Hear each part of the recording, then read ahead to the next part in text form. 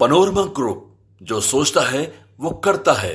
नमस्कार, आप देख रहे हैं न्यूज हाट। मैं हूं आपके साथ रितेश शर्मा।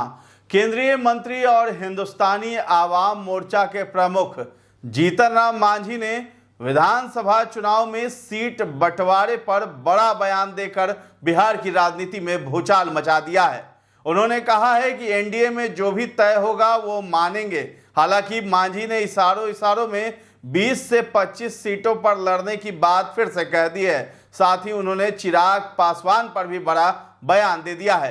कितनी सीटों पर लड़ेंगे जीतन राम मांझी, इस सवाल के जवाब में बताने जा रहे हैं कि जमुई में एक कार्यकर्ता सम्मेलन हुआ, जहां की भाग लेने पहुंचे थे जीतन राम मांझी। और जब उनसे पत्रकारों ने सवाल किया कि चिराग पासवान ने तो कह दिया था 243 सीट पर चुनाव लड़ेंगे, ऐसे में आप हम पार्टी के लिए कितनी सीटों की मांग रखेंगे।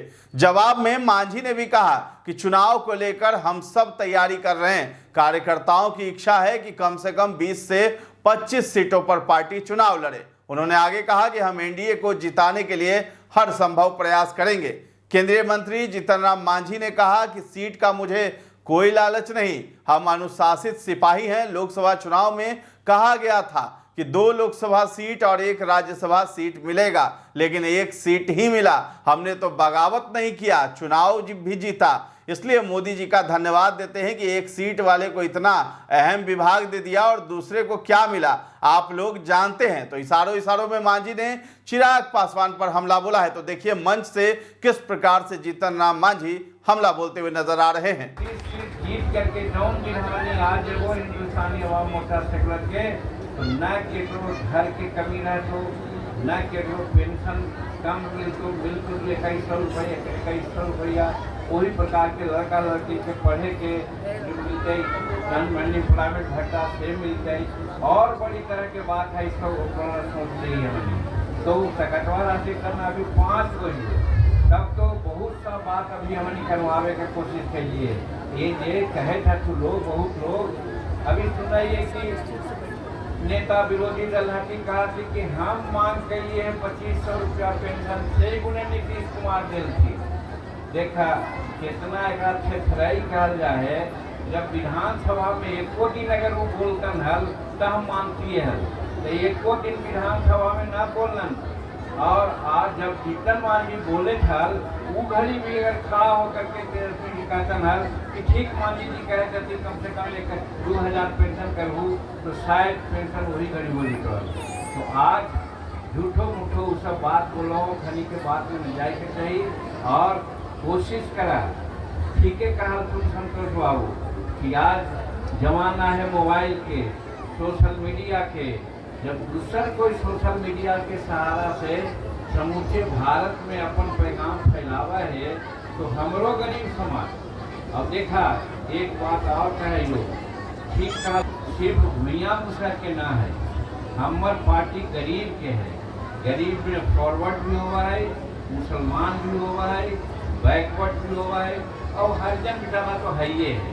तो हम गरीब के लिए बात करेंगे कि गरीब ये है दुनिया में ओकरे डिफिनीशन हमने दिल्ली है वही लगा रहेगी। सही वजह से तुहानी से माई बहन से भाई बंधु से हम बढ़िया से वोट दा। और एक बात आओ, तोर वोटवा ये गिनती न रहे जा हो लिखे वाला तो बड़कन अमलियन जो है तू जिस थोड़ा से विरोध में है तून लाल पगड़िया की जो पगड़ी पाने वाला और हरियर पगड़ी पाने वाला तू तोर नमक कटा तू कर जा जंगल में। तो चिराग पासवान के सवाल पर जीतन राम मांझी ने कह दिया है कि वो ज्यादा उछल कूद कर रहे हैं। वो कहते हैं कि उन्हें बिहार बुला रहा है, बिहार में इतने सीट पर लड़ेंगे।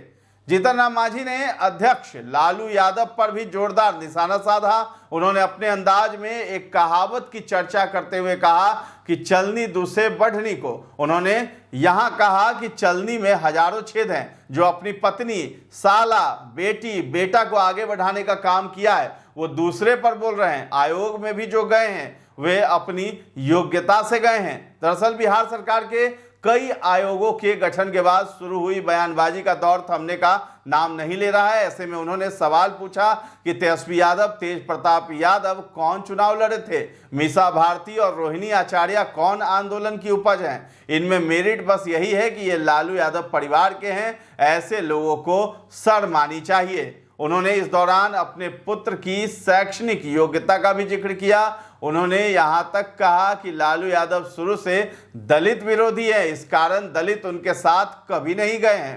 एक दिल से दो शिकार करना चाहते हैं। एक तो हमको कर रहे हैं दमाद के नाम पर, लेकिन उनके मीसा का जो हस्बैंड है शैलेश जी, वो इंटरफेयर कर रहे हैं। उसको भी भगाने के हटाने का एक रास्ता चुने हैं कि मांझी जी के जमात का विरोध किया, इसलिए हम लालू जी के जमात का विरोध किया। गब्बर सिंह किसको कह रहे हैं आप? गब्बर सिंह कौन है? गब्बर क्या अभी रहने दीजिए इसको। मैंने आपने पोस्ट भी लिखा है गब्बर सिंह को, अगर गब्बर सिंह है कौन? मान जान जाइएगा, अभी विशेष नहीं करेंगे। कहीं लालू यादव की तरफ इशारा तो नहीं है? अभी वो सब नहीं कहेंगे, अभी वो नहीं कहेंगे, लेकिन आप लोग इसमें अर्थ लगाइए सर। चलिए। और राजद दलित राजनीति कर रही थी। जीतन मांझी कौन गलत काम कर रहा था 9 महीना में, जिसकी चर्चा समूचे हिंदुस्तान में है, और उसको हटाने के लिए लालू यादव 35 गो विधायक के साथ राज्यपाल महोदय के यहाँ गए और तो उसका दलित विरोधी तो शुरू से हो रहे हैं। आवाज़ जितना भी शेड्यूल कास्ट का भूमि व्यवस्थित हुई है, चाहे खेती के लिए या चाहे निवास के लिए, सब पर करीब 80% या 90% कब्जा उन्हीं लोगों का है। तो कैसे रहेगा उनके साथ? तो दलित की जो राजनीति कर रहे हैं उसमें क्या कहना चाहेंगे? देखिए भूल भुला हुआ है, देखला हुआ है, लेकिन कोई विश्वास नहीं करेगा उनको। मैं जो तर्क दे रहा हूँ उसको बताइए ना, साबित कीजिए ना। मैं तो कहता हूँ इसलिए आयोग बने। विधानसभा में हमने कहा था कि आयोग बनाइए कि ज़मीन पर हमारा जो कब्जा है किसका।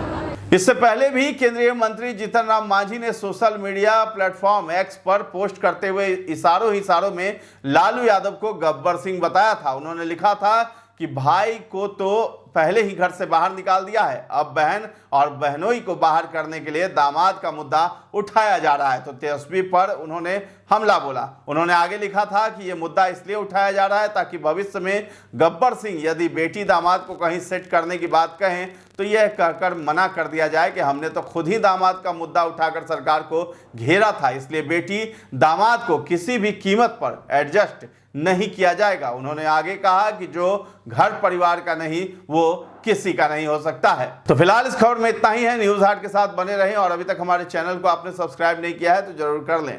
धन्यवाद।